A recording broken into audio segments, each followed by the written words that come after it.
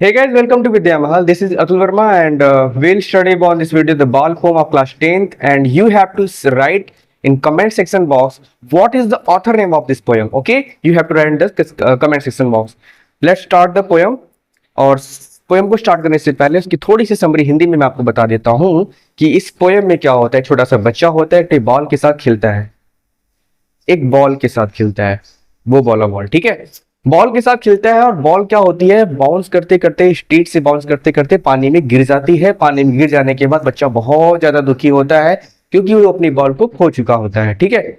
और बॉल को खो चुका होता है तो राइटर ये सोचता है या फिर राइटर ये कहना चाहता है कि मैं चाहूं तो उसको एक नई बॉल दिला सकता हूं, लेकिन उस बॉल की जगह नई बॉल अपना जगह नहीं ले सकती। ऐसा क्यों?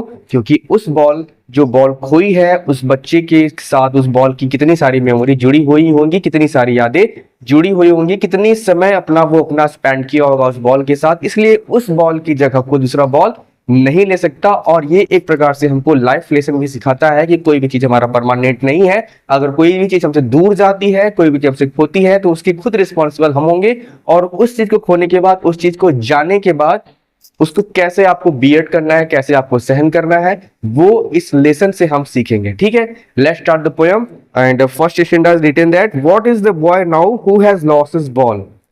उस बॉय की कंडीशन क्या होगी, उस बॉय की अवस्था क्या होगी जिसने अपनी बॉल को खोया है, ठीक है। What was he to do? I saw it go merrily bouncing down the street and then merrily over there is the water. बोल रहा है कि उसे अब क्या करना चाहिए, मैंने खुद देखा है उस बॉल को मैरली का मतलब होता है बहुत ज्यादा खुश होके।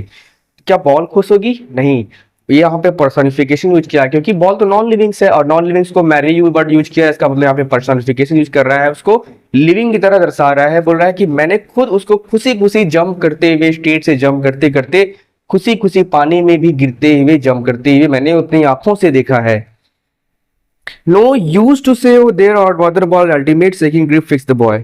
बोल रहा है कि ऐसा कहना अनुचित होगा, कोई फायदा नहीं है। नो यूज टू से कि इस दुनिया में उस बॉल के अलावा भी कोई दूसरी बॉल है। ऐसा करने से उस जो बॉय है उसका ग्रीफ, मतलब बॉय क्या है ना, वो ultimate seeking grief fix the boy. बोल रहे हैं कि उसकी बॉय को जो बॉय का ग्रीफ है, ग्रीफ का मतलब दुख है, उसके दुख को सेकिंग मतलब वो कांप रहा है, कंपन कर रहा है, मतलब वो दुखी से कांप रहा है। और उसको ये कहना मतलब बहुत ज्यादा अल्टीमेट होगा कि क्या कि इस दुनिया में कोई दूसरी बॉल है, इसको कोई मतलब फायदा, इसका कुछ कहने का फायदा नहीं है। एज ई स्टैंड रिगी trembling staring down all is young day in the harbour where is ball. बोले एज स्टैंड रिगी ट्रेमलिंग स्टेरिंग डाउन, वो बहुत ही स्टेरिंग करते मतलब घूर रहा है इस बॉल को और अपने आप मतलब देख रहा है कि वो बॉल धीरे धीरे धीरे क्या हो रही है, दूर जाती जा रही है।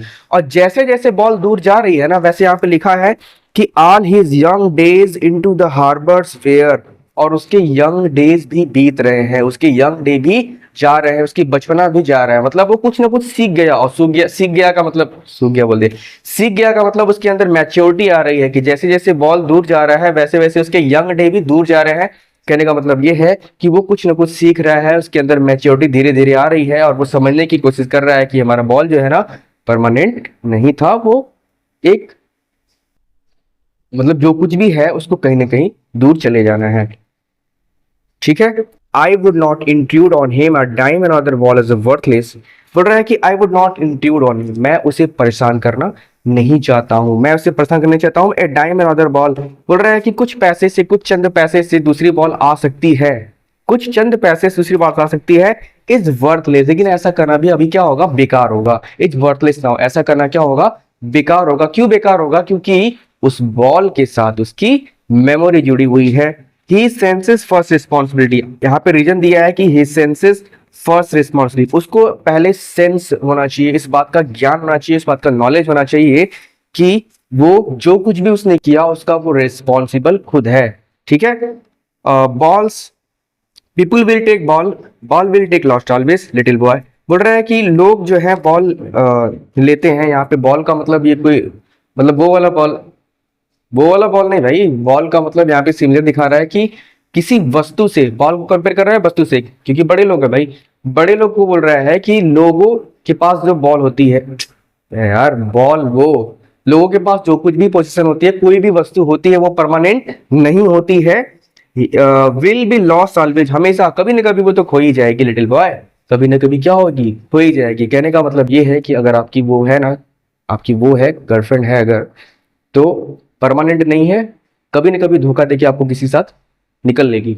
और अगर वो निकल लेगी ना, तो ये आप दूसरे से कहते ना कि वो मेरा परमानेंट था, मेरी तो वही थी बस, वो तो लॉयल है भाई, लॉयल नहीं है, वो छोड़ के चली जाएगी। और छोड़ के चली जाएगी ना, तो आप उसके रिस्पॉन्सिबल होंगे, और अगर आप इसके रिस्पॉन्सिबल होंगे तो आपको इस चीज से कैसे झेलना है, इसको आपको अभी से सीखना होगा। यही पोयम सिखाना चाह रहा है आपको, ठीक है, आप समझ नहीं रहे हैं। And no one busy and ball back money is external, बोल रहा है कि मनी भैया ना एक्सटर्नल है। मनी से, पैसे से ना कोई चीज खरीद नहीं है, सारी चीजें खरीदी नहीं जा सकती, ठीक है, मनी एक्सटर्नल है। He is learning well behind is डिस्प्लेट eyes, इससे अपने आप को कुछ ना कुछ सीखना चाहिए कि कोई भी चीज परमानेंट नहीं है। अगर कोई चीज हमसे दूर जा रही है तो उस दूर जा रही है तो वो मतलब उस चीज से ओवरकम कैसे होना है वो हमको सीखना आना चाहिए। इस पूरे पोएम का सार यही हुआ है, ठीक है। The epistemology of the loss how stand up knowing what every man must one day know and most wonder mine days how stand up, ठीक है। वही चीज लिखा है कि वो सीख रहा है कि स्थिति का सामना, मतलब कोई भी स्थिति रहेगी ना, कोई भी परिस्थिति रहेगी, उसका सामना कैसे किया जाए। इस पोयम से हमको ये सीखने को मिलता है, ठीक है। इस तरीके से पोयम होती है समाप्त। आशा करता हूँ आपको पोयम अच्छे से समझ में आया होगा, इंग्लिश समझ में आया होगा। वीडियो को जो है अगर आपको अच्छा लगा तो ना वीडियो को लाइक कर दीजिएगा, और चैनल पर नए हैं चैनल को जरूर सब्सक्राइब कीजिएगा भाई, बिना सब्सक्राइब किए नहीं जाना है आपको, ठीक है, आपको उसकी इसकी कसम, ठीक है। मिलते हैं नेक्स्ट वीडियो में, नेक्स्ट वीडियो नेक्स्ट मिलते हैं नेक्स्ट वीडियो में नेक्स्ट पोयम के साथ। तो थैंक यू सो मच।